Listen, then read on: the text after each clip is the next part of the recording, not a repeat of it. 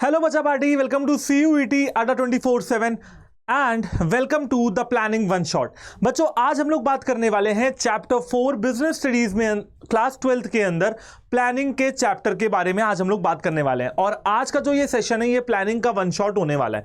बच्चों जब हम मैनेजमेंट के फंक्शंस को पढ़ते हैं और उसको स्टार्ट करते हैं ना, तो अपने पार्ट ए में या बुक ए में या बुक 1 में आप जो पहला फंक्शन ऑफ मैनेजमेंट पढ़ते हो वो प्लानिंग होता है। ठीक है, प्लानिंग के बाद आता है ऑर्गेनाइजिंग के बाद स्टाफिंग के बाद डायरेक्टिंग के बाद आता है कंट्रोलिंग। और बेटा लाइन से आप ये पांचों चैप्टर्स पढ़ते हैं बुक 1 के अंदर पार्ट ए के अंदर बिजनेस स्टडीज में।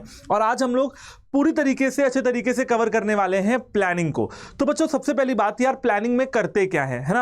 आपको नाम से पता लग रहा होगा सर प्लान बनाते हैं, लेकिन सर प्लान बनाने में दिमाग लगता है क्या? प्लान तो ऐसे ही बन जाते हैं ना। प्लान तो हम अभी देखो अभी बैठे बैठे प्लान बना दें। सर उसके लिए चैप्टर बनाने की क्या जरूरत पड़ गई? तो बेटा चैप्टर बनाने की जरूरत पड़ गई क्योंकि आपकी डेली लाइफ में प्लान्स अलग तरीके से बनते हैं। और एक बहुत बड़ी ऑर्गेनाइजेशन के लिए, बहुत बड़ी कंपनी के लिए जहां पे हजारों लाखों लोग काम कर रहे हैं, वहां पे प्लान करने के लिए आपको कुछ चीजों को जानना पड़ेगा और वो चीजें आपको इस चैप्टर में पढ़ने के लिए मिलने वाली हैं। राइट, चलिए तो ये फंक्शंस ऑफ मैनेजमेंट में पहला फंक्शन है और यहीं से आपका ये फंक्शंस ऑफ मैनेजमेंट का सिलसिला शुरू होता है। अब ये सिलसिला खत्म होगा कंट्रोलिंग के चैप्टर को पढ़ने के बाद। उसके बाद हम लोग आ जाते हैं बुक 2 पे या पार्ट बी पे। राइट, तो सबसे पहले बेटा हम लोग प्लानिंग के मतलब को समझते हैं। यार ये प्लानिंग ना होता क्या है? सबसे पहली बात ये कि देखो बेटा, जब भी ऑर्गेनाइजेशन में कोई भी काम होने जा रहा होता है तो फर्स्ट ऑफ ऑल हमें उस काम की प्लानिंग करनी पड़ती है। या अपने डेली लाइफ में हमें जो भी काम करना होता है उसकी हमें प्लानिंग करनी पड़ती है। जैसे मैं ये चैप्टर पढ़ा रहा हूं, मुझे प्लानिंग करनी पड़ी, आपके लिए ये कंटेंट बनाना पड़ा, फिर जहां पे खड़े होकर मैं बना रहा हूं, ये पूरा आपके लिए रिकॉर्डिंग कर रहा हूं, वो जो है मुझे प्लान करना पड़ रहा है। आप जो लर्नर हो, जो स्टूडेंट हो, जो आप इस चैनल पर आ रहे हो, पढ़ रहे हो, डेली क्लासेस को फॉलो कर रहे हो, आपको प्लान करना पड़ता है कि हाँ यार ये 1 घंटे का सेशन है, मैं इसको शाम को देखूंगा, दिन में देखूंगा, सुबह देखूंगा, कब देखूंगा। राइट, इसके बाद मैं इसके क्वेश्चन कब लगाऊंगा, इसकी पीडीएफ कहां से मिलेगी, तो वो सारी चीजें, रिवीजन कब करूंगा, वो सारी चीजें कहीं ना कहीं आपको भी प्लान करनी पड़ती होंगी। दुनिया का कोई भी ऐसा काम नहीं है जिसमें प्लानिंग इंक्लूड ना हो। अगर आप खाना बनाने जैसे डेली रूटीन के वर्क को ले लें या बहुत बड़े प्रोजेक्ट पे काम करने वाले किसी एक साइंटिस्ट की बात भी क्यों ना कर लें, हर इंसान अपने अपने लेवल पे और अपने अपने काम में प्लानिंग कर रहा होता है। तो यही यहां पे लिखा हुआ है कि प्लानिंग क्या है बेटा? मैनेजमेंट का वो फंक्शन है जहां पे आप अपने ऑब्जेक्टिव्स को सेट करते हो। बेटा ऑब्जेक्टिव को सेट करने का मतलब है कि what you want to achieve, आप हासिल क्या करना चाहते हो, प्राप्त क्या करना चाहते हो, सबसे पहले वो देखते हो। और फिर उस चीज को प्राप्त करने के लिए, उस ऑब्जेक्टिव को प्राप्त करने के लिए आप एक कोर्स ऑफ एक्शन बनाते हो। ठीक है, कि भाई मेरे पास ये काम है और मैं ये काम ऐसे ऐसे ऐसे ऐसे करने वाला हूं, and that is what planning is. ठीक है, and for achieving those objective, simple सी बात है कि यार आज आप देखो तो आपका कहीं ना कहीं एक टारगेट है कि यार ना मुझे ना क्लास 12th में ना बहुत अच्छे नंबर स्कोर करने हैं। ये आपका अपना ऑब्जेक्टिव है। अब आपको पता है क्लास 12th में अच्छे नंबर स्कोर करने के लिए मुझे सबसे पहले सिलेबस को कंप्लीट करना पड़ेगा, फिर मुझे क्वेश्चंस लगाने पड़ेंगे, फिर मेरे को एमसीक्यू लगाने पड़ेंगे, फिर मेरे को प्रैक्टिकल फाइल भी स्कूल की बनानी है, फिर मेरा वाइवा भी होगा, मुझे बहुत सारे काम करने पड़ेंगे। एंड हर काम के लिए आप एक कोर्स ऑफ एक्शन बनाओगे जिसे अपन प्लान बोलते हैं। चलिए और यहां पे देख लेते हैं क्या लिखा हुआ है बेटा। Planning requires that managers be aware of environmental conditions. आप देखो यार, तुमने बिजनेस एनवायरनमेंट पढ़ा, तुमने ये जाना कि बिजनेस एनवायरनमेंट बहुत डायनेमिक है, बहुत अनसर्टेन है। बिजनेस एनवायरनमेंट हमेशा बदलता रहता है। जो मैनेजर एक ऑर्गेनाइजेशन के लिए प्लान्स को बना रहा है जिस पे पूरी ऑर्गेनाइजेशन काम कर रही है, मान लीजिए मैं मैनेजर हूं, मैं अपने प्लान को बना रहा हूं, मेरा पूरा डिपार्टमेंट, मेरी पूरी ऑर्गेनाइजेशन, मेरी पूरी कंपनी के लोग उस प्लान पे काम कर रहे हैं, that plans need to be that plans have to be very specific and accurate। बिल्कुल सही होने चाहिए, क्योंकि अगर गलत हुए तो फिर सबका लॉस होगा, सबके टाइम का, सबके मनी का, सबके एफर्ट्स का वहां पे लॉस हो जाएगा। Right, and facing their organisation and forecast future condition. तो भैया जैसा कि आपको पता है बिजनेस एनवायरनमेंट हमेशा बदलता रहता है। अगर आप अपने प्लान को बदलते हुए बिजनेस एनवायरनमेंट के हिसाब से नहीं बनाते हो तो कहीं ना कहीं फ्यूचर कंडीशंस को फोरकास्ट करने में आपको दिक्कत आएगी। एंड अगर आप प्लान्स अपने बिजनेस एनवायरनमेंट को बदलने के हिसाब से बना रहे हो तो कहीं ना कहीं आप फ्यूचर कंडीशंस को फोरकास्ट कर पाओगे कि मेरी जो ऑर्गेनाइजेशन है वो इस बदलते हुए एनवायरनमेंट के साथ कहां से कदम आगे के चल रही है या नहीं चल रही और कहां तक चलेगी। सिंपल कहानी यह है कि आप प्लान बनाते हो बिजनेस इन्वायरमेंट के हिसाब से। करेक्ट है, एक लाइन में आप जो है इतना मतलब समझ लीजिए। तो बच्चों देखो, यही कहानी है ना यार कि दुनिया में जितनी भी एक्टिविटी हो रही हैं वो कहीं ना कहीं प्लान करके ही हो रही हैं। मैंने आपको क्या एग्जांपल दिया, अब आप अपने घर का एग्जांपल ले लो। आपकी मम्मी आपके लिए बढ़िया खाना बना रही हैं, उनका ऑब्जेक्टिव क्या है? उनका ऑब्जेक्टिव क्लियर है कि यार मेरे बच्चों को टेस्टी खाना मिले, मेरे बच्चों को हेल्दी खाना मिले, पौष्टिक खाना मिले, जिससे उनको मतलब बॉडी में भी लगे, एनर्जी मतलब एनर्जी रहे, एनर्जेटिक रहे, है ना, सात्विक भोजन जिसको बोलते हैं, बढ़िया खाना मिले मेरे बच्चों को। यही आपकी मम्मी का ऑब्जेक्टिव है, इसीलिए वो दिनों रात आपके लिए लगी रहती हैं, खाना बना रही हैं एग्जाम्पल के तौर पे। तो ऑब्जेक्टिव क्या है? अच्छा खाना बनाना। अब खाना बनाने के लिए एग्जाम्पल दे रहा हूं आपको कि अगर सुबह राजमा बनना है तो रात में राजमा भिगो के रखना पड़ेगा, तभी राजमा बना पाओगे, ठीक है ना। अगर आपको राजमा बनाना है तो राजमा से रिलेटेड जो भी इंग्रेडिएंट्स हैं वो आपको चाहिए, प्याज, टमाटर, है ना, जितनी भी चीजें, और फिर एक कोर्स ऑफ एक्शन आपको फॉलो करना पड़ेगा वो सब्जी या वो डिश बनाने के लिए। मान लीजिए राजमा बनाना, राजमा चावल खाने का मन है, तो राजमा बनाने के लिए वो डिश की जो भी रेसिपी है उसको फॉलो करना पड़ेगा, वो कोर्स ऑफ एक्शन आपके पास होना चाहिए, राइट।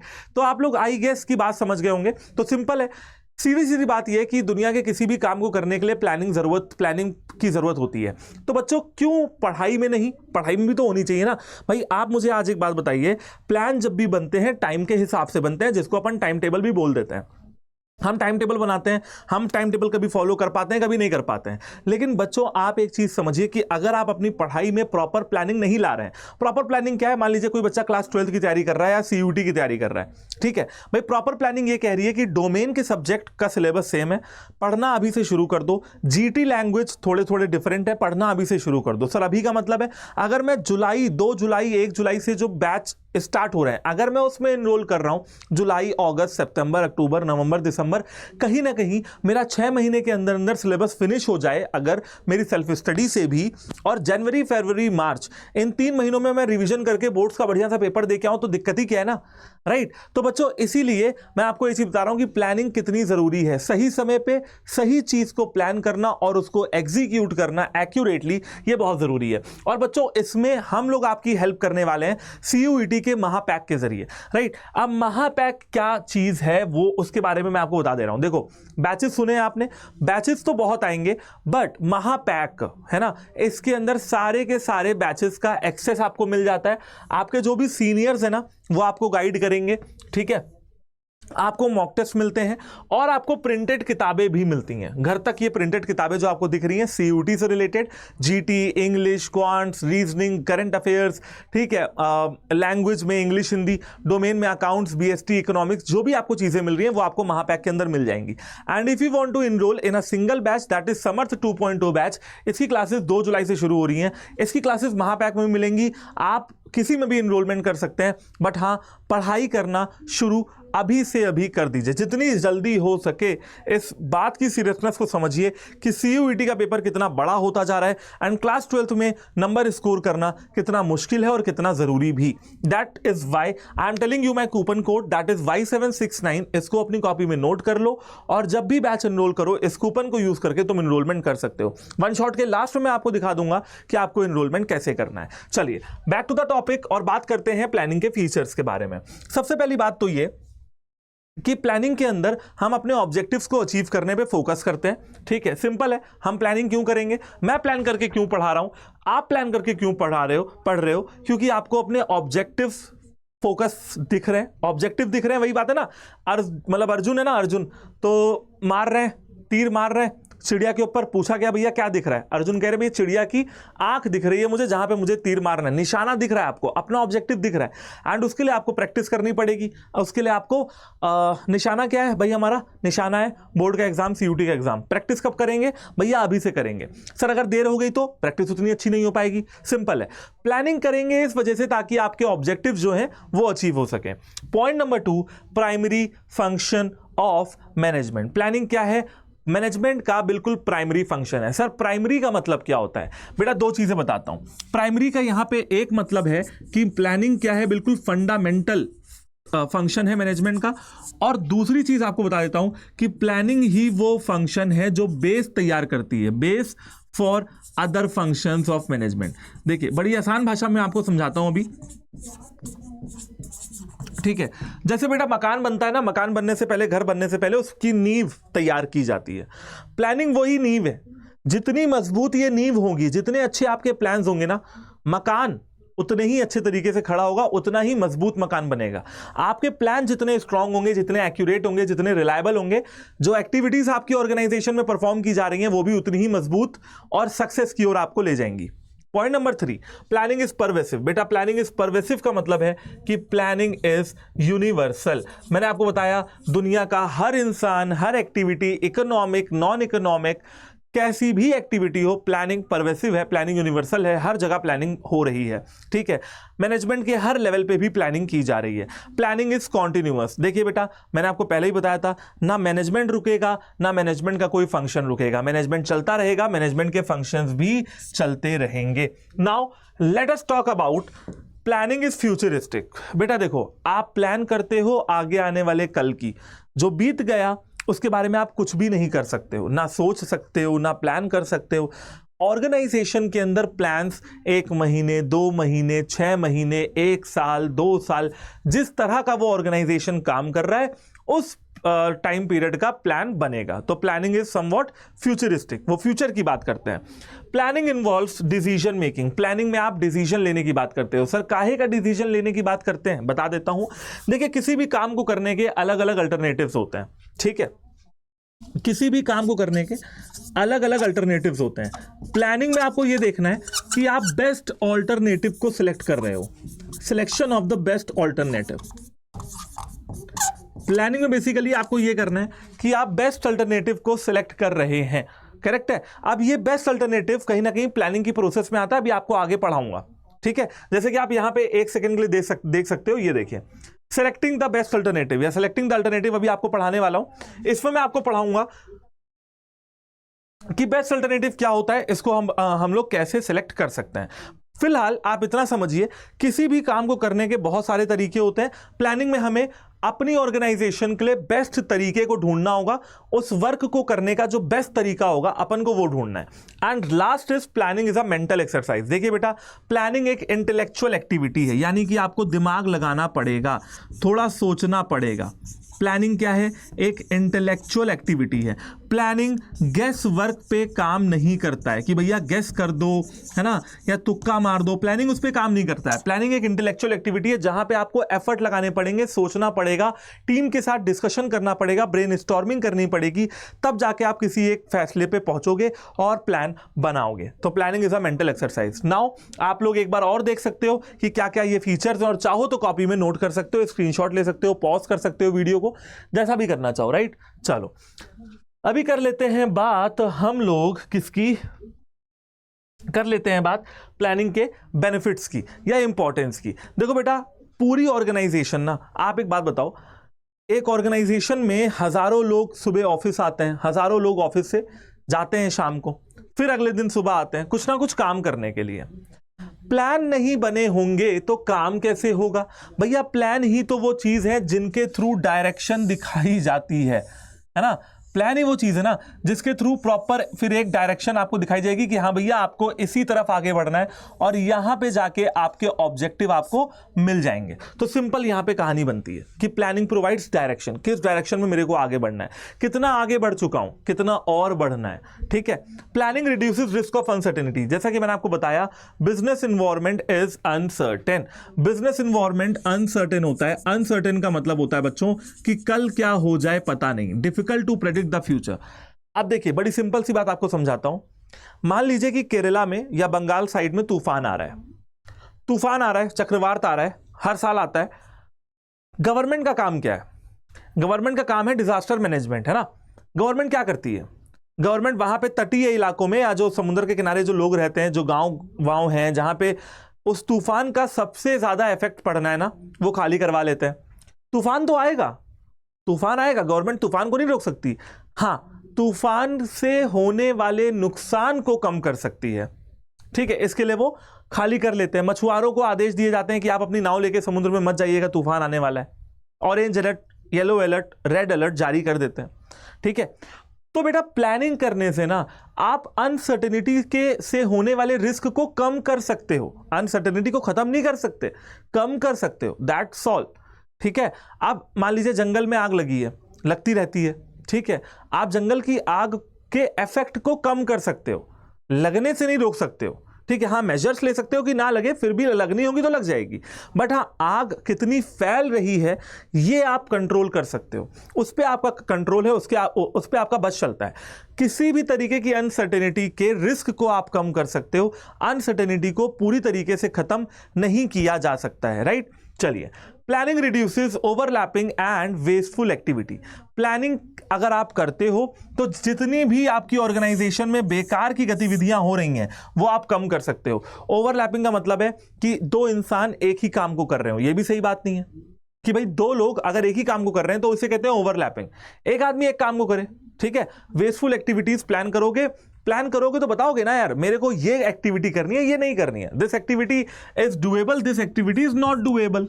जो करनी है वो करोगे, जो नहीं करनी वो नहीं करोगे। वेस्टफुल एक्टिविटीज को एलिमिनेट करोगे, ऑब्वियस सी बात है, टाइम बचेगा, पैसा बचेगा, एफर्ट्स बचेंगे। Planning promote innovative ideas. देखिए बेटा एक बात और समझिए, जब हम प्लान करने बैठते हैं, आप अपने घर में देखिए, एग्जांपल के तौर पे मान लीजिए आपके घर में सबको कहीं घूमने जाना है, ठीक है। आपने कहा हाँ यार चलो यार घूमने चलते हैं यार, मजा आएगी बहुत ज्यादा। अब सब लोग घर में जितने भी मेंबर्स हैं प्लान बनाने बैठे हैं। आप देखो जब सब लोग प्लान बनाने बैठेंगे ना तो नए नए आइडियाज देंगे। कोई कहेगा मूवी देख आते हैं, कोई कहेगा पार्क में चल लेते हैं, कोई कहेगा वाटर पार्क चल लेते हैं, गर्मी बहुत हो रही है, कोई कहेगा यार पहाड़ पे चल लेते हैं, ठीक है, वहां पे भी मजा आएगी, कोई कहेगा यार छोड़ो यार घर में बैठते हैं, चिल करते हैं, नेटफ्लिक्स एंड चिल। तो बेटा प्लानिंग से इनोवेटिव आइडियाज प्रमोट होते हैं, है ना। अगर आप प्लान करते हो तो नए नए आइडियाज निकल के आते हैं, नए नए आइडियाज ऑफ प्रोडक्शन, नए नए आइडियाज ऑफ सेल्स, मार्केटिंग।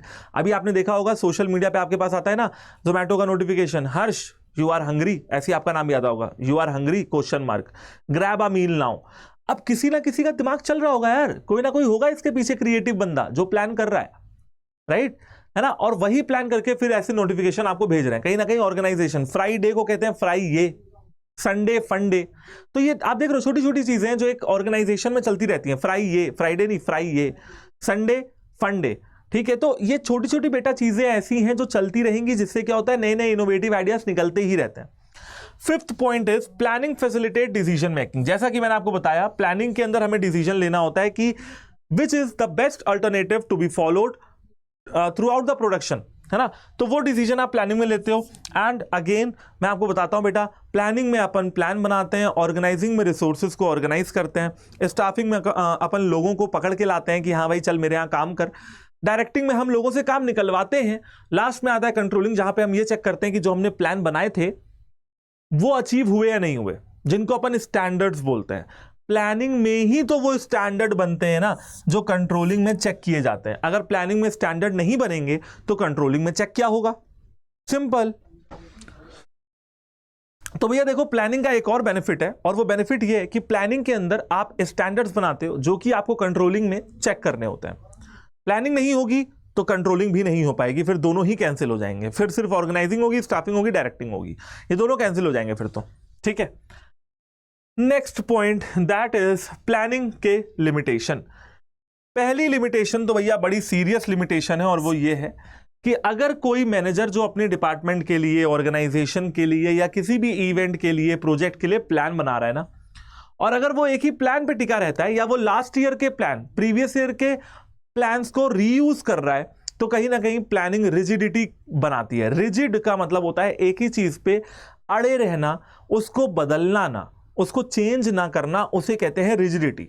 तो कई बार मैनेजर्स एक ही चीज पे अड़े रहते हैं और वो अपने प्लान्स को चेंज करने के लिए राजी नहीं होते हैं, इसीलिए लिखा हुआ है कि प्लानिंग क्रिएट्स रिजिडिटी, ठीक है। Planning does not work in a dynamic environment. If you are doing your business in a very dynamic environment which keeps on changing, अगर आप ऐसे इन्वायरमेंट में काम कर रहे हो जो बदलता ही रहता है, तब भी आपके प्लान ज्यादा काम नहीं आएंगे। आप प्लान करोगे, इन्वायरमेंट बदल जाएगा, फिर प्लान करोगे, फिर इन्वायरमेंट बदल जाएगा, फिर प्लान करोगे, फिर इन्वायरमेंट बदल जाएगा, तो दिक्कत वाली बात तो है। फिर आते हैं प्लानिंग रिड्यूसेस क्रिएटिविटी।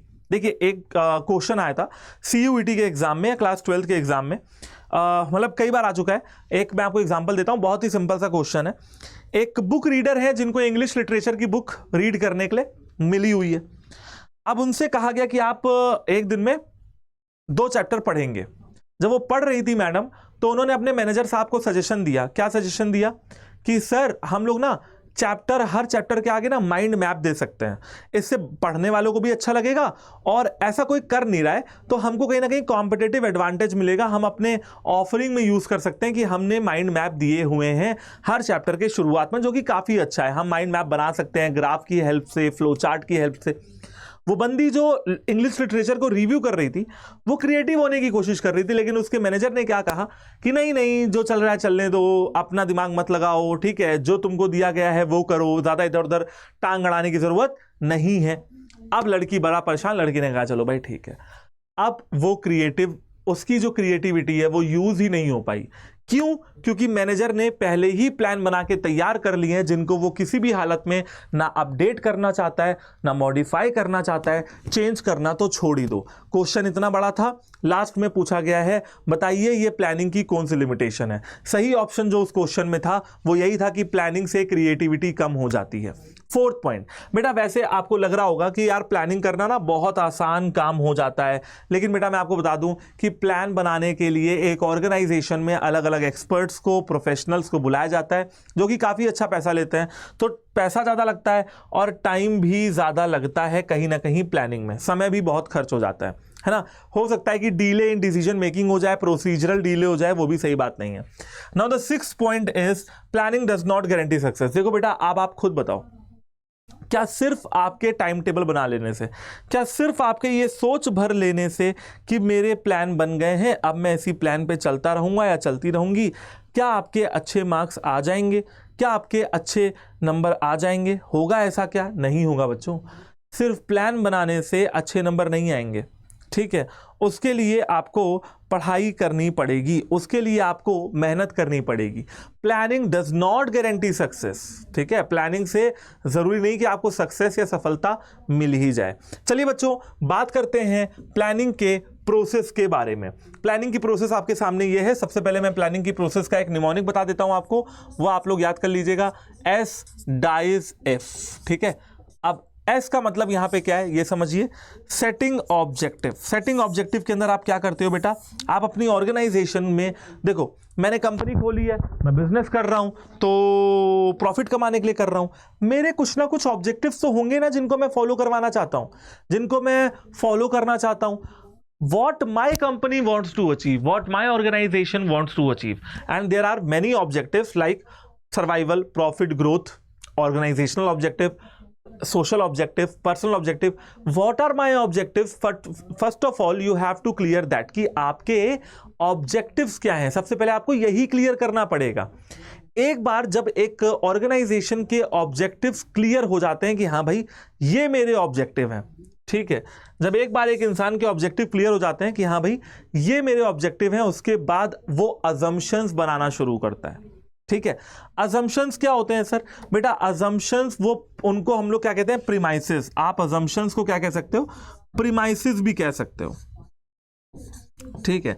जैसे मैं आपसे कहता हूं मेरा ऑब्जेक्टिव है 95+ % इन क्लास 12th। अगर मेरा ऐसा ऑब्जेक्टिव है तो मुझे इतना पता होना चाहिए कि 95% खाली बैठने से तो आने से रहे, 95% के लिए तो पढ़ना पड़ेगा।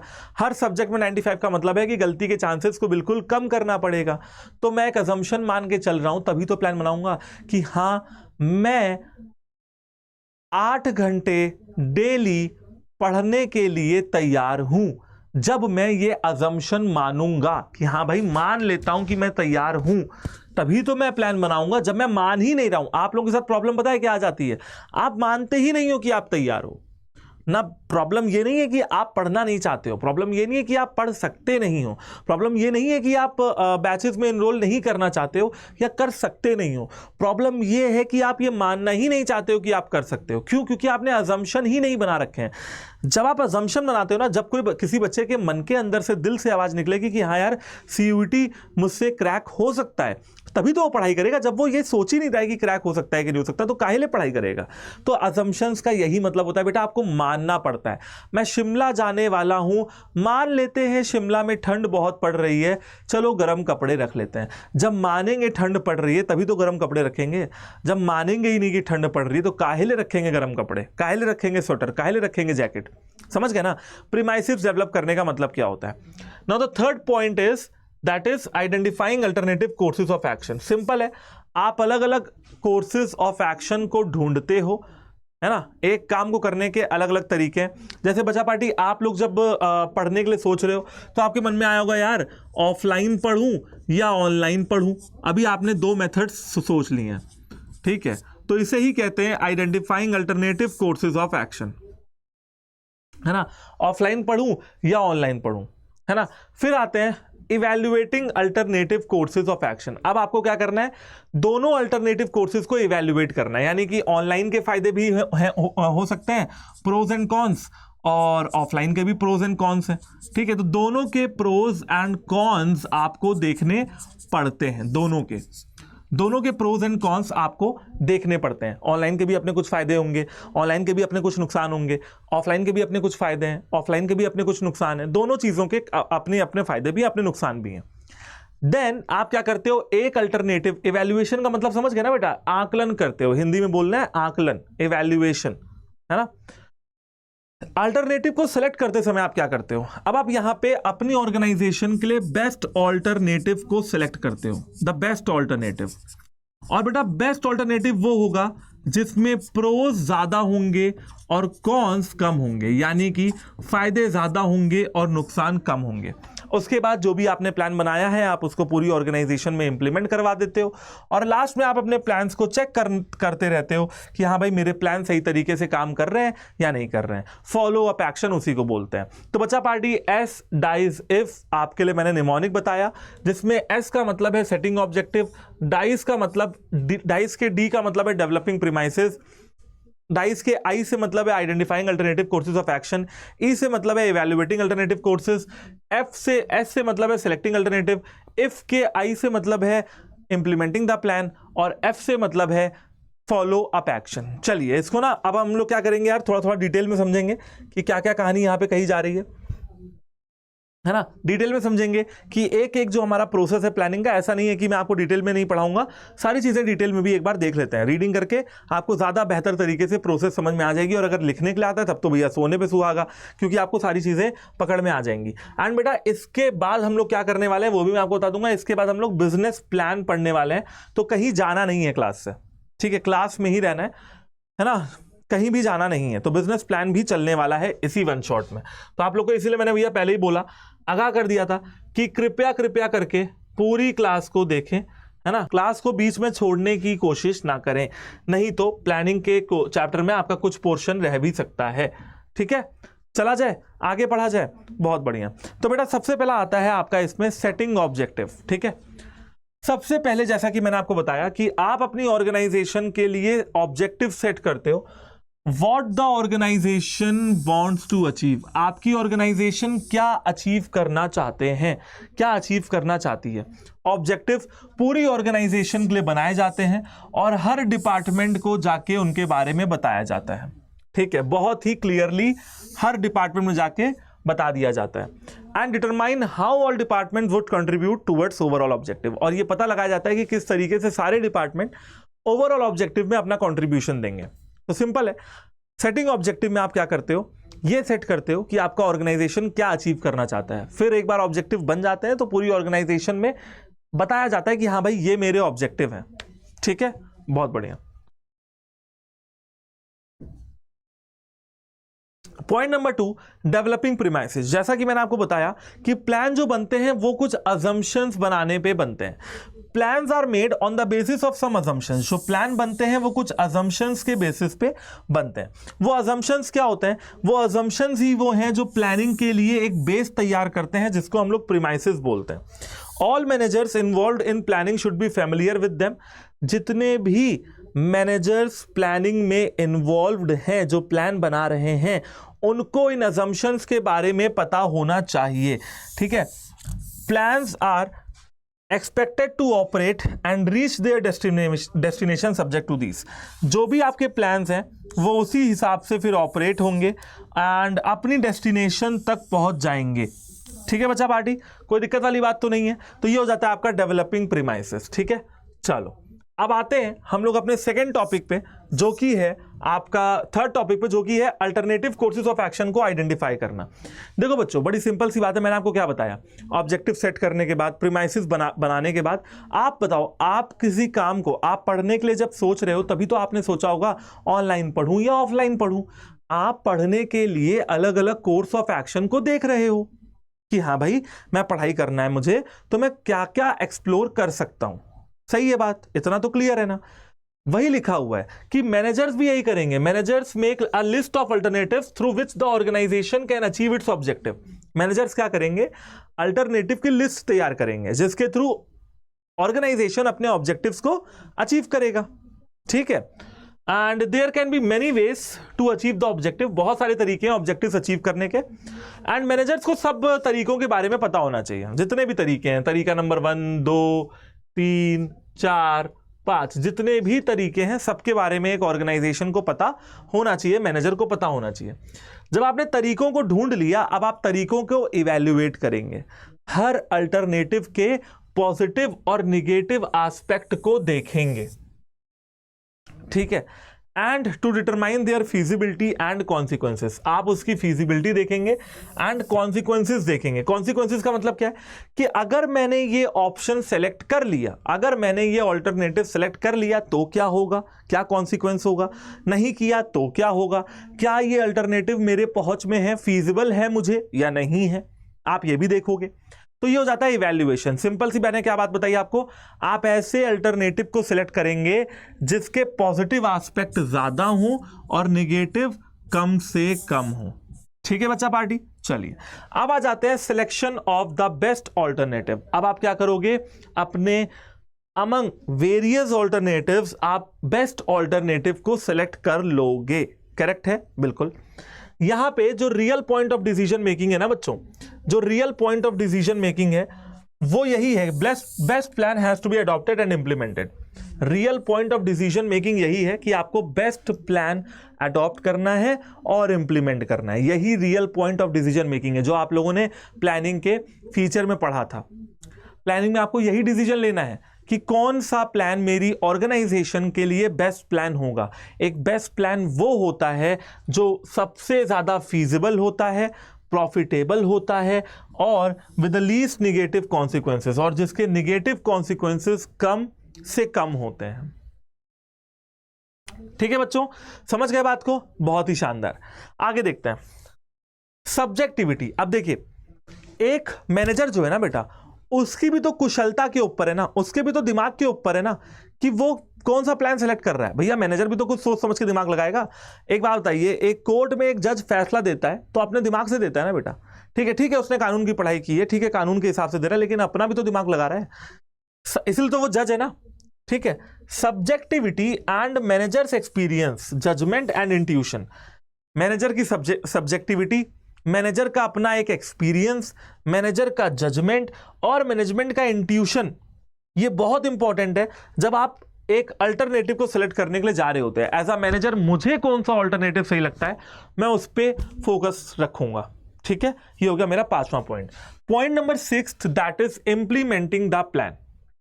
प्लान को इंप्लीमेंट करने का मतलब है प्लान को एक्शन में लेके आना, with putting the plan into action. For implementing the plan managers start organising and assembling resources for it. अब देखो बेटा, प्लान को जब आप एक ऑर्गेनाइजेशन में इंप्लीमेंट कर रहे हो ना, तो आपको रिसोर्स लाने पड़ेंगे, human resource, physical resource, financial resource लाने पड़ेंगे, तभी तो काम होगा ना। इंप्लीमेंटेशन कैसे होगा प्लान का, managers start organising and assembling resources for it. अगर आपको प्लान को इंप्लीमेंट करना है तो you have to start organising and managing for resources. अब एक एग्जांपल देता हूं, if there is a plan to increase production, अगर एक प्लान है प्रोडक्शन को इंक्रीज करने का, तब ज्यादा लेबर, ज्यादा मशीन लगेगी। अगर मुझे अपनी कंपनी में प्रोडक्शन को बढ़ाना है तो ज्यादा मशीन, ज्यादा लेबर लगेगा। ठीक है, समझ गए ना। इंप्लीमेंटिंग द प्लान वाले स्टेप में मैं ज्यादा मशीन लाऊंगा, ज्यादा लेबर लाऊंगा, समझ गए, लगेगा वो एक अलग बात है। इस स्टेप के अंदर मैं लेके आऊंगा प्लान, मैं लेके आऊंगा लेबर, मैं लेके आऊंगा रिसोर्सेस, मैं लेके आऊंगा मशीनरी। कुल मिला के कहानी इतनी सी है कि मैं रिसोर्सेस को लेके आऊंगा ताकि मैं अपने प्लान को इंप्लीमेंट करा सकूं। And the last point is follow up action. Follow up action का मतलब क्या होता है, ध्यान से समझिएगा। आप अपने प्लान्स को मॉनिटर करते हैं कि भैया मेरा जो प्लान है वो कैसा चल रहा है, फॉलो किया जा रहा है कि नहीं किया जा रहा है, शेड्यूल के हिसाब से काम चल रहा है कि नहीं चल रहा है। अगर बीच में कोई कमी है, कोई डेविएशन है, तो तुरंत उस पर एक्शन लीजिए और अपने प्लान को अपडेट करिए। ठीक है, देखिए, this involves monitoring the plans and ensuring that activities are performed according to the schedule. यहां पे आपको प्लान को मॉनिटर करना होता है और ये इंश्योर करना होता है कि एक्टिविटीज शेड्यूल के हिसाब से ही चलें। ठीक है, whenever there are deviation from plan, अगर प्लान अपने रास्ते से भटकता है, अगर कोई डेविएशन आपको नजर आ रही है तो तुरंत उस पर इमीडिएट एक्शन लीजिए। ठीक है, और प्लान में जो भी नेसेसरी चेंजेस हैं वो तुरंत करिए। सिंपल है, मैं अपने प्लान को चेक करता रहूंगा कि मेरे प्लान को फॉलो करने में मेरे एम्प्लॉयज को कोई दिक्कत तो नहीं आ रही। अगर आ रही है तो तुरंत चेंजेस करूंगा, अगर आ रही है तो तुरंत उस पर एक्शन लूंगा, अगर डेविएशन है तो उसको दूर करने की मैं पूरी कोशिश करूंगा। तो बेटा ये होती है आपकी प्लानिंग की प्रोसेस। आई होप कि आप सबको बात समझ में आ गई होगी। हमारा जो नेक्स्ट टॉपिक है वो है बिजनेस प्लान। अब हम लोग बिजनेस प्लान के बारे में पढ़ने वाले हैं, जिसमें सबसे पहले मैं आपको पढ़ाने वाला हूं बिजनेस प्लान में दो तरीके के प्लान होते हैं भैया, standing plan, single use plan. तो इनके बारे में अपन डिटेल में पढ़ेंगे। फिर उसके बाद हम लोग इन दोनों का कंपैरिजन भी देखने वाले हैं। कंपैरिजन देखने के बाद आपको एक एक प्लान को डिटेल में समझाने वाला हूं। ठीक है, ये देखिए, है ना, तो सारी चीजें होंगी, बस आपको साथ में पढ़ते रहना है। फिलहाल बात कर लेते हैं आपने दो तरीकों के प्लान के बारे में, एक है स्टैंडिंग प्लान और एक है रिपीटेडली यूज, एक है सिंगल यूज प्लान। तो आप लोग एक बार इसकी रीडिंग कर लीजिए 1 मिनट के अंदर अंदर।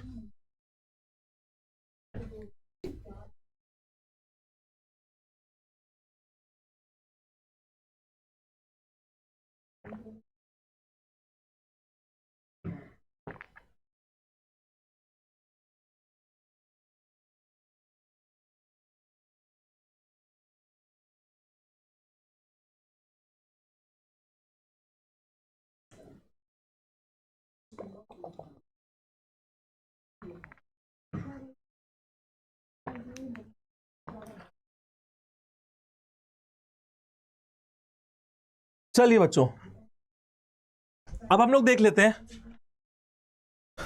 स्टैंडिंग और रिपीटेडली यूज प्लान और सिंगल यूज प्लान में क्या फर्क है। सबसे पहले बच्चों देखो, दो तरीके के प्लान बताए गए हैं। एक प्लान तो वो है जो एक बार बनता है और बार बार यूज होता है, उसे हम लोग स्टैंडिंग प्लान कहते हैं।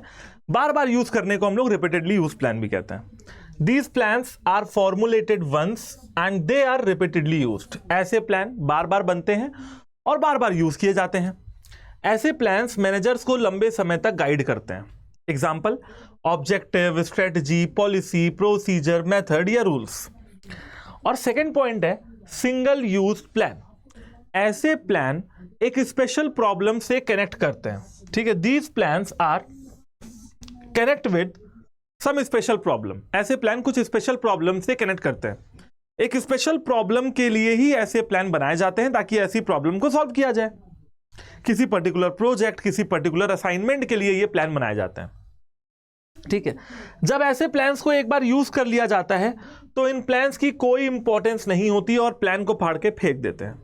जब दोबारा जरूरत पड़ती है तो दोबारा बना लेते हैं। सिंपल है, स्टैंडिंग प्लान बनते एक बार हैं, यूज बार बार किए जाते हैं मैनेजर्स के द्वारा, और सिंगल यूज प्लान एक ही बार बनते हैं, एक ही बार यूज होते हैं, दोबारा जरूरत पड़ेगी तो देखा जाएगा। ठीक है, स्टैंडिंग प्लान जो होते हैं मेरे बच्चों वो जेल पेन की तरह होते हैं जिसमें बार बार रिफिल डाली जा सकती है, और single use plan use and throw pen की तरह होते हैं जिसको एक बार यूज किया और फिर थ्रो कर दिया। ठीक है, एग्जाम्पल बजट और प्रोग्राम। अब आपको क्या करना है, दोनों का डिफरेंस समझ लेंगे। स्टैंडिंग प्लान ये लंबे समय के लिए बनाए जाते हैं, formed for a long period. Single use plan formed for a short period, and इनको डिस्कार्ड कर दिया जाता है। डिस्कार्ड मतलब बेकार, फाड़ के फेंक देते हैं, व्हेन द असाइनमेंट और project is over. Standing plan का स्कोप वाइड होता है क्योंकि ये पूरी ऑर्गेनाइजेशन को कवर करते हैं। स्टैंडिंग प्लान जो बनते हैं ना पूरी ऑर्गेनाइजेशन के लिए बनते हैं, ठीक है। जबकि सिंगल यूज प्लान ना बेटा सिर्फ एक पर्टिकुलर प्रोजेक्ट, असाइनमेंट या सिचुएशन के लिए बनाया जाता है। इनका स्कोप बहुत नैरो होता है। स्टैंडिंग प्लान का स्कोप बहुत वाइड होता है, सिंगल यूज प्लान का स्कोप बहुत नैरो होता है, ठीक है। स्टैंडिंग प्लान जो बनाए जाते हैं बेटा वो रिपीटेटिव इन नेचर है, इनको बार बार यूज किया जा सकता है, ठीक है। और सिंगल यूज प्लान जो होते हैं वो वन टाइम प्लान होते हैं, इनको सिर्फ एक बार यूज किया जा सकता है और रिकरिंग पर्पस के लिए यूज नहीं किया जा सकता है। Example policy, procedure, method etcetera, objective, budget etcetera. Simple है, बात समझ गए। स्टैंडिंग प्लान लंबे समय के लिए बनते हैं, सिंगल यूज छोटे समय के लिए। स्टैंडिंग प्लान का स्कोप वाइड होता है, इनका नैरो होता है, इनका रेपिटेटिव नेचर होता है, इनका रिकरिंग नेचर नहीं होता है। इनके एग्जाम्पल और इनके एग्जाम्पल मैंने आपको बता दिए। फिलहाल हम लोग क्या करेंगे बेटा, डिटेल में हर एक प्लान को डिस्कस कर लेंगे, ठीक है ना। डिटेल में क्या करेंगे, हर एक प्लान को डिस्कस करेंगे। तो सबसे पहले हम लोग बात करते हैं ऑब्जेक्टिव की। देखिए अभी जब हम इसकी बात कर रहे हैं ना तो ये हमारे स्टैंडिंग प्लान शुरू हो गए, स्टैंडिंग प्लान शुरू हो गए, ये हमारे सारे स्टैंडिंग प्लान है। बेसिकली स्टैंडिंग प्लान 6 तरीके के होते हैं। कितने तरीके के सर? लगभग 6 तरीके के। Objective, strategy, policy, procedure, method और रूल। और सिंगल यूज प्लान 2 तरीके के होते हैं, बजट और प्रोग्राम। तो 6 और 2 8, हमें 8 तरीके के प्लान अलग अलग पढ़ने। सबसे पहला इसमें आठों में सबसे पहला जो आता है बेटा वो आता है ऑब्जेक्टिव। ऑब्जेक्टिव प्लानिंग का पहला स्टेप होता है बच्चों, जिसको हम लोग ऑर्गेनाइजेशन का एक्शन प्लान भी बोलते हैं।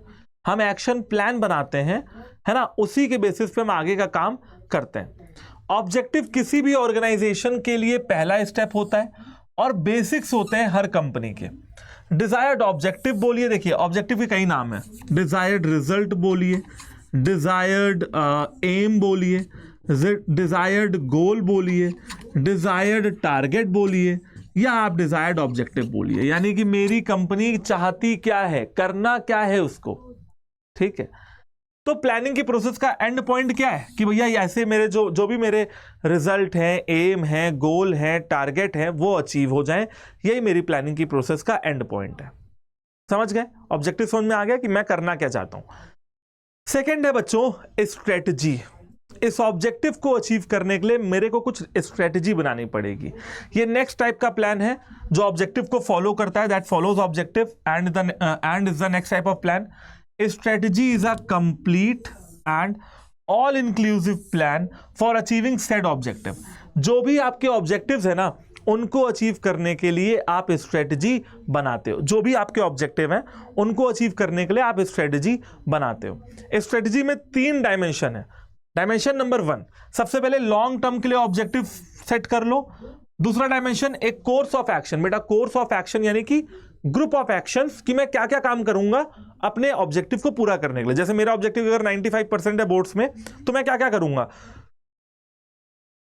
सिलेबस कवर करूंगा, वाइवा की कॉपी अच्छी बनाऊंगा, वाइवा अच्छे से दूंगा, मैं क्वेश्चन की प्रैक्टिस कभी नहीं छोड़ूंगा, प्रीवियस ईयर पेपर लगाऊंगा, मैं सैंपल पेपर लगाऊंगा, मैं इसके अलावा मैं एमसीक्यू की प्रैक्टिस अलग करूंगा, 6 नंबर वाले क्वेश्चन की प्रैक्टिस अलग करूंगा, अकाउंट्स में 8 नंबर वाले क्वेश्चन की अलग प्रैक्टिस करूंगा, और एक प्लान के हिसाब से चलूंगा। एक्शन समझ रहे हैं? कोर्स ऑफ एक्शन कि मैं क्या क्या क्या क्या क्या क्या क्या क्या करने वाला हूं ऑब्जेक्टिव को अचीव करने के लिए। एंड लास्ट में आता है बेटा जितने भी रिसोर्स है ना वो दो, ताकि प्लान अचीव हो सके। Allocating the necessary resources needed for the plan. Plan के लिए जो भी रिसोर्सेज की जरूरत है वो उनको पहुंचाए जाए। थर्ड पॉइंट आता है पॉलिसी। बच्चों third point is policy. Policy वो जनरल स्टेटमेंट होते हैं, है ना, जो बताते हैं बेसिकली लोगों के बिहेवियर को गाइड करते हैं। बेसिकली पॉलिसी क्या करते हैं, लोगों के बिहेवियर को गाइड करते हैं। पॉलिसी किसी भी कंपनी की लोगों को एक दिशा देती है, ठीक है, कि उनकी पूरी की पूरी एनर्जी जो भी स्ट्रेटजी बनाई गई है उसमें लग जाए। जैसे आप लोगों के लिए एक पॉलिसी है कि भाई फोन चलाना कम कर दो, घूमना फिरना कम कर दो। घूमो, घूमने से मना नहीं हो रहा है, फ्रेंड्स आते हैं ना घर पे, जाओ उनके साथ, ठीक है, लेकिन टाइम मतलब ऐसा ना हो कि भैया घूमते ही रह जाओ। मतलब किसी भी चीज की अति नहीं अच्छी है। कहते हैं ना वो अति का भला ना बोलना, अति की भली ना चूप, अति का भला ना बरसना, और अति की भली ना धूप, कि अति नहीं करना है। पढ़ना है तो ठीक है, घूमना है तो ठीक है, घूम भी लेंगे, अति किसी काम की गलत होती है, ठीक है, तो अति में नहीं रहना है। तो पॉलिसी वो जनरल स्टेटमेंट होते हैं जहां पे आपकी एनर्जी स्ट्रेटजी में लगाने की बात होती है। ये ऑर्गेनाइजेशन का जनरल वे है स्ट्रेटजी को समझने के लिए, इंटरप्रेट करने के लिए और इंप्लीमेंट करने के लिए। समझ गए ना, कि जो भी मैंने स्ट्रेटजी बनाई है वो समझ में आए, लोग मैं समझा पाऊं, लोग उसको समझ पाए और मैं उसको इंप्लीमेंट करवा पाऊं। पॉलिसी इसलिए बनाई जाती है, पॉलिसी जनरल स्टेटमेंट होते हैं, हर एम्प्लॉय के लिए होते हैं। Point number 4 that is procedure. Procedure next type के प्लान होते हैं, ठीक है, नेक्स्ट टाइप के प्लान होते हैं प्रोसीजर। बेसिकली प्रोसीजर ये बताता है स्टेप वाइज क्या करना है। Procedure are step wise guide for routine to carry out the activities. Step wise what you have to do, है ना, कि मैं पहले क्या करूंगा, दूसरा क्या करूंगा, तीसरा क्या करूंगा, चौथा क्या करूंगा, ठीक है ना। किसी भी काम को करने के लिए प्रॉपर स्टेप्स जो फॉलो किए जाने होते हैं उन्हें हम लोग प्रोसीजर बोलते हैं। अभी आप देखो तो ऐसे देखो तो मैंने एग्जाम्पल दिया ना, सब्जी बनानी है, सब्जी में प्रॉपर स्टेप है, डिश की प्रॉपर स्टेप है। अगर कढ़ाई में पहले तेल जाना है तो तेल ही जाना चाहिए, ठीक है, समझ रहे हो। कुछ और डालोगे कि हाँ भैया पहले मैं सब्जी ही डाल दूं, खराब बन जाएगी, नहीं अच्छी बनेगी, ठीक है। सिंपल है कि आपको स्टेप फॉलो करने पड़ेंगे किसी भी काम को करने के लिए, ठीक है। ये जो स्टेप वाइज सीक्वेंसेस की बात हो रही है ये हर एम्प्लॉइज को फॉलो करने चाहिए ताकि ऑर्गेनाइजेशन के ऑब्जेक्टिव सही तरीके में अचीव हो जाए। प्रोसीजर हमेशा क्रोनोलॉजिकल ऑर्डर में बताए जाते हैं। क्रोनोलॉजिकल ऑर्डर मतलब सुबह क्या करना है, दोपहर में क्या करना है, शाम को क्या करना है। ऐसा नहीं कि शाम को, दोपहर और फिर सुबह, सुबह 8 बजे, फिर 9 बजे, 10 बजे। या क्रोनोलॉजिकल ऑर्डर मतलब पहले मेरे गुड्स रॉ मटेरियल आएंगे, रॉ मटेरियल आने के बाद मैं उनको ऐसे प्रोडक्शन यूनिट में डालूंगा, वैसे डालूंगा। तो क्रोनोलॉजिकल मान लीजिए टाइम के हिसाब से सारी चीज़ें बताई जाती हैं। So when the employees follow the instructions in the order and completely, the success of the activity is pretty much guaranteed. जब मेरे employees instructions और orders को मानते हैं तो organization की जो सफलता है वो कहीं ना कहीं guaranteed हो जाती है। सिंपल बात है बच्चों कि प्रोसीजर में काम करना नहीं बताते हैं, काम को कैसे कैसे कैसे कैसे करना है ये बताया जाता है। नेक्स्ट टाइप है आपका रूल। अब रूल, नियम, कायदे, कानून, इनको रूल कहते हैं। पॉलिसी और रूल में यही फर्क है, पॉलिसी जनरल स्टेटमेंट्स हैं लेकिन रूल बड़े स्पेसिफिक स्टेटमेंट्स हैं। रूल बताते हैं कि क्या करना चाहिए और क्या नहीं करना चाहिए, डिफाइन एन एक्शन और नॉन एक्शन, ठीक है। जैसे बाइक चलाते समय हेलमेट पहनना चाहिए, गाड़ी चलाते समय सीट बेल्ट पहनना चाहिए, लेकिन ड्रिंक एंड ड्राइव नहीं करना चाहिए। तो क्या करना चाहिए और क्या नहीं करना चाहिए दोनों ही बताए जाते हैं रूल में। रूल में कोई फ्लेक्सिबिलिटी नहीं होती है ना। हेलमेट लगाना है तो लगाना है, कोई फ्लेक्सिबिलिटी नहीं है कि तुमको लगाना है तुमको नहीं लगाना, या 10 बजे लगाना है सुबह रात में 9 बजे नहीं लगाना, ऐसा कुछ भी नहीं है। जब गाड़ी चलाना है तब लगाना, दे आर फाइनल, वो फाइनल होता है। ऑर्गेनाइजेशन के हर एम्प्लॉय को रूल फॉलो करना पड़ता है काम करने के लिए। Not following the rule can have severe consequences. अगर आप रूल फॉलो नहीं करते हैं तो उसके अपने सीवियर कॉन्सिक्वेंसेज आपको फेस करने पड़ सकते हैं। यानी कि हेलमेट नहीं लगाया तो चालान कटेगा, बिल्कुल वैसे ही अगर रूल फॉलो नहीं किया तो उसके सीवियर कॉन्सिक्वेंसेज आपको उठाने पड़ सकते हैं। फिर हम लोग बात करते हैं बच्चों मेथड्स की, ठीक है। मेथड्स बेसिकली वो तरीका बताते हैं जिसमें आपको काम परफॉर्म करना चाहिए। देखिए प्रोसीजर ये बताता है कि काम को कब कब करना है, तो बेसिकली प्रोसीजर वर्क के बारे में कह रहा है, और हर वर्क को करने का जो बेस्ट मेथड होता है वो हमको मेथड में पता लगता है।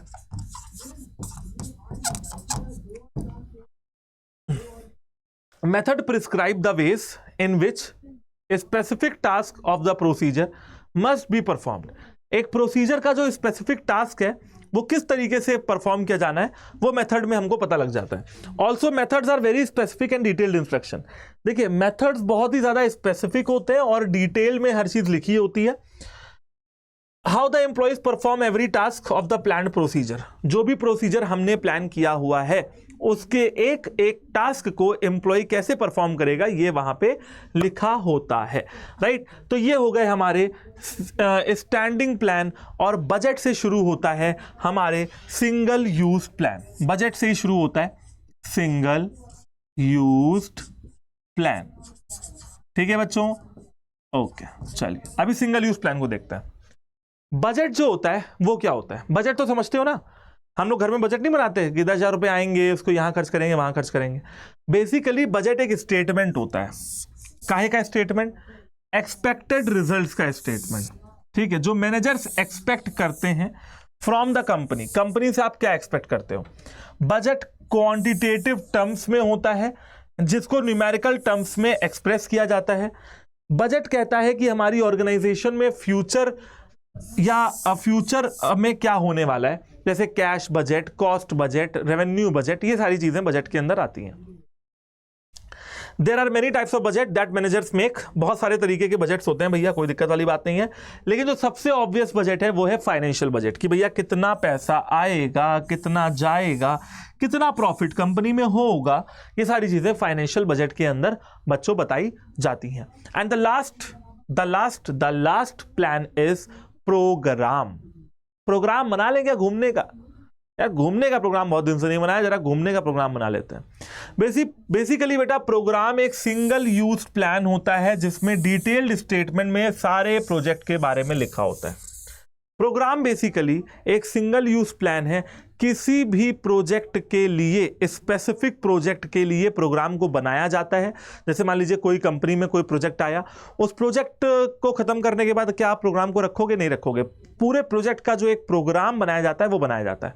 अब प्रोग्राम के अंदर again objective, policy, procedure, strategy सब कुछ लिखा होता है। आप ऐसे समझो कि एक आया मेरे पास प्रोजेक्ट के लिए मैंने बनाया प्रोग्राम, और प्रोग्राम कुछ इस तरीके से बनाया कि उस प्रोजेक्ट का जो प्रोग्राम है वो कुछ ऐसा है। अब इसके अंदर आते हैं रूल्स, इसके अंदर आते हैं मेथड्स, ऑब्जेक्टिव्स, पॉलिसी, प्रोसीजर, समझ रहे हो ना, वो सब सारी चीजें इसके अंदर आ जाती हैं, ठीक है।